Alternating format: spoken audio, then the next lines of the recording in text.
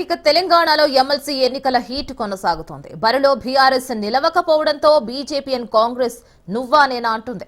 2 ఉపాధ్యాయ 1 graduate స్థానాలకు 27న polling జరగనుంది.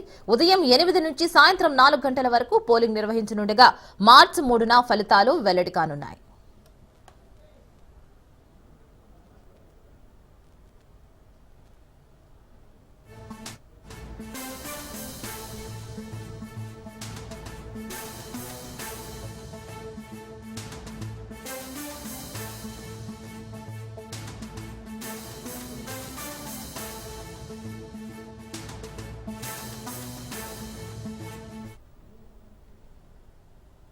Right, తెలంగాణలో ఎమ్మెల్సీ ఎన్నికల హీట్ కొనసాగుతోంది.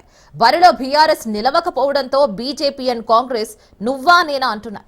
2 ఉపాధ్యాయ 1 గ్రాడ్యుయేట్ స్థానాలకు 27న పోలింగ్ జరగనుంది. ఉదయం 8 నుంచి సాయంత్రం 4 గంటల వరకు పోలింగ్ నిర్వహించనుండగా మార్చి 3న ఫలితాలు వెల్లడి కానున్నాయి.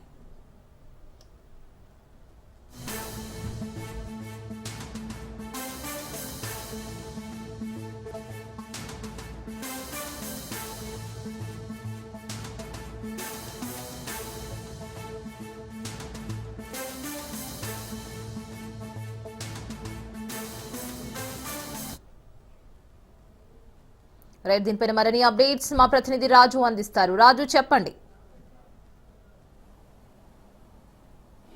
శ్రీనా, తెలంగాణలో ఎమ్మెల్సీ ఎలక్షన్ల ఏదైతే ప్రచారం ముమ్మర స్టేజ్కి చేరుకుంది. మరి ఈ రోజుతో కలిపి 3 రోజులు మాత్రమే ప్రచారానికి గడువు ఉండడంతో ప్రధాన పార్టీలు కూడా ఇప్పుడు ప్రచారం హోరెత్తిస్తున్న పరిస్థితి కనిపిస్తూ ఉంది.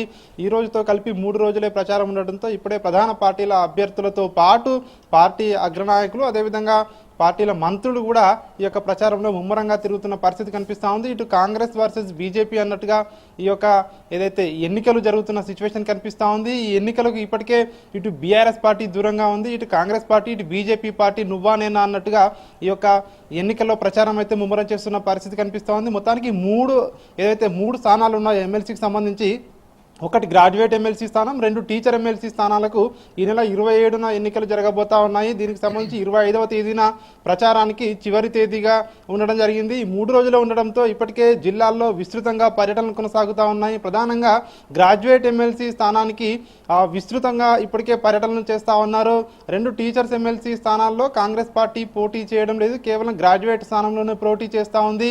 ఎందుకంటే ఇప్పటికే గ్రాడ్యుయేట్ స్థానం సిట్టింగ్ స్థానం కావడంతో కాంగ్రెస్ పార్టీ ప్రతిష్టాత్మకంగా తీసుకుంది. రాష్ట్రంలో అధికారంలో ఉంది కాంగ్రెస్ పార్టీ కాబట్టి ఖచ్చితంగా ఈ యొక్క సిట్టింగ్ స్థానాన్ని నిలుపుకోవాలని చెప్పి ఇప్పటికే మంత్రులు కూడా ఈ యొక్క జిల్లాల్లో విస్తృతంగా పర్యటన చేయడం జరిగింది. ఇప్పటికీ కూడా కొంతమంది మంత్రులు జిల్లాలోనే ఉండి అక్కడ గ్రాడ్యుయేట్లతో ప్రత్యేక సమావేశాలు ఏర్పాటు చేసి ఈ యొక్క ప్రచారాన్ని హోరెత్తిస్తున్న పరిస్థితి కనిపిస్తూ ఉంది. ఈ యొక్క ఉమ్మడి 4 జిల్లాలకు సంబంధించి ఉమ్మడి ఆదిలాబాద్, ఉమ్మడి నిజామాబాద్, ఉమ్మడి కరీంనగర్, ఉమ్మడి ఏదైతే మెదక్ జిల్లా, ఈ 4 జిల్లాలకు సంబంధించి కాంగ్రెస్ పార్టీ అభ్యర్థిగా ఉన్నటువంటి ఆల్ ఫోర్స్ విద్యా సంస్థల అధినేత నరేందర్ రెడ్డికి మద్దతుగా ఈ యొక్క కాంగ్రెస్ పార్టీ మంత్రులు అయితే ప్రచారం చేస్తున్న పరిస్థితి కనిపిస్తూ ఉంది.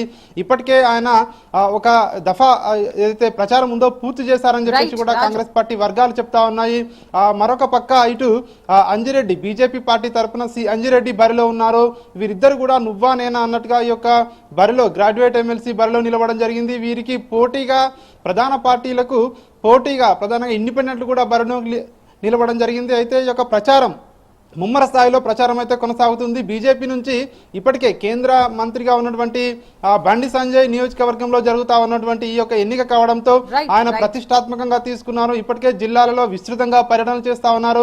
42 అసెంబ్లీ నియోజకవర్గాల్లో ఈ యొక్క 4 ఉమ్మడి జిల్లాలకు సంబంధించి ఎమ్మెల్సీ గ్రాడ్యుయేట్ స్థానం ఉంటుంది కాబట్టి దీన్ని బీజేపీ కూడా ప్రతిష్టాత్మకంగా తీసుకుంది. దీనికి సంబంధించి ఇప్పటికే రాష్ట్ర అధ్యక్షుడిగా ఉన్నటువంటి కేంద్ర మంత్రి కిషన్ రెడ్డి, అదేవిధంగా బండి సంజయ్, ఎంపీలు వీరందరూ కూడా విస్తృతంగా పర్యటించి ప్రచారం అయితే ముమ్మరం చేయడం జరిగింది.